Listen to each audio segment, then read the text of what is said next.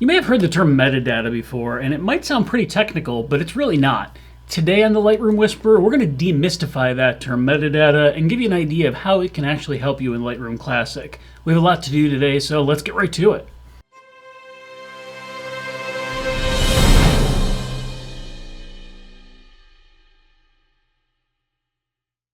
Before we get started though, did you know that in real life you and I could actually work together to improve your photography? Whether that be remotely from the comfort of your own living room, joining me around the world at any of the amazing destinations that I lead small group workshops, or even creating your own one-on-one like we're doing here. LightSource Journeys, helping illuminate your photographic journey. For more information, check out the description below. Now let's get to it. Now the term metadata is pretty broad. What it really truly means though is information about a digital file. In the world of photography, usually when you hear metadata, the things that come to mind are going to be maybe the date and time that you shot that picture. If you have a GPS enabled on your phone or on your camera, maybe the location of that shot, the shutter speed, the aperture, the ISO, all of that exposure information.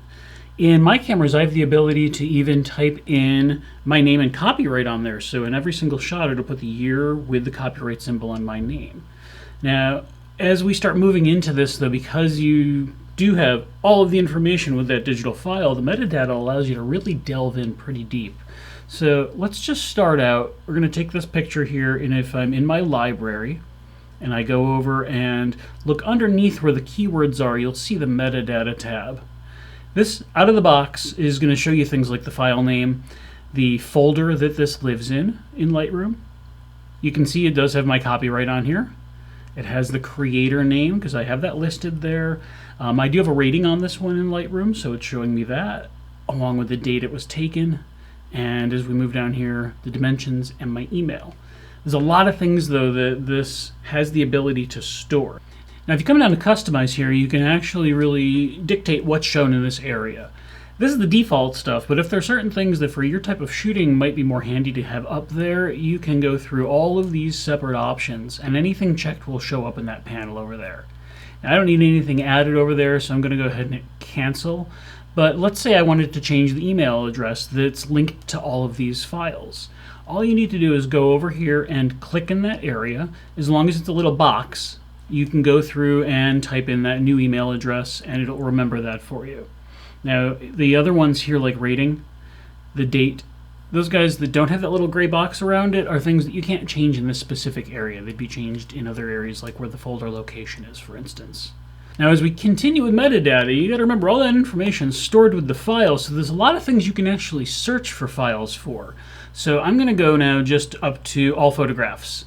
And after I do that, I'm going to go to my search bar up here. We've done this before in a few different episodes, like the filters episode. And I'm going to tell it, instead of text or attribute, metadata.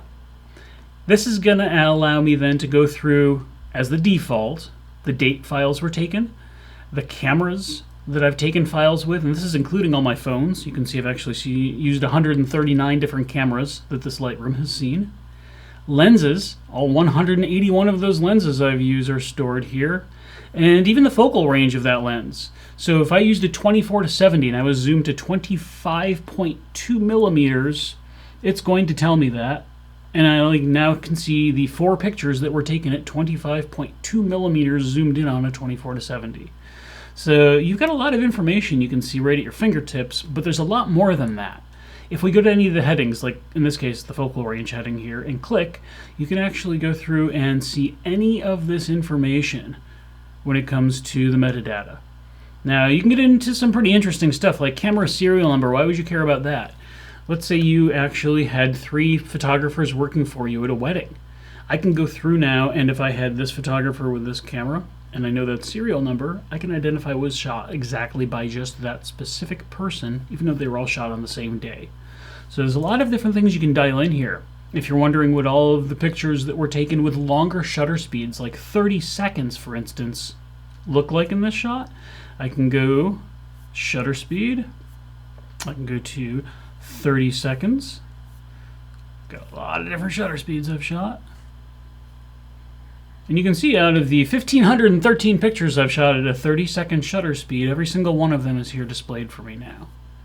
So the amount of information, depending on exactly what you're looking for, is all stored there and left at your fingertips to go through and find. Especially when I'm trying to put together a new class or a new tutorial, this can be very handy to go through. I have a tutorial coming out next week that's going to deal specifically with the healing tool and the remove tool, and to find pictures that I had actually used the remove tool with, I could go down to develop, and then I could go to has remove, and then I can go and tell it that I want to see all 972 pictures that I've used the remove tool on. Now I can go through and specifically find the shots that I've pulled dust off of to show you exactly how that's done. So you have a lot of ways to use this section up here when you're dealing with metadata. Now I'm just going to set this back to my focal length the way that it was originally, because I do use that from time to time, and I'm going to get back to editing. Hopefully that helped to demystify what metadata is and give you a little bit more of an insight in how it can really be useful to you within Lightroom Classic. From the Lightroom Whisperer, keep on Lightrooming.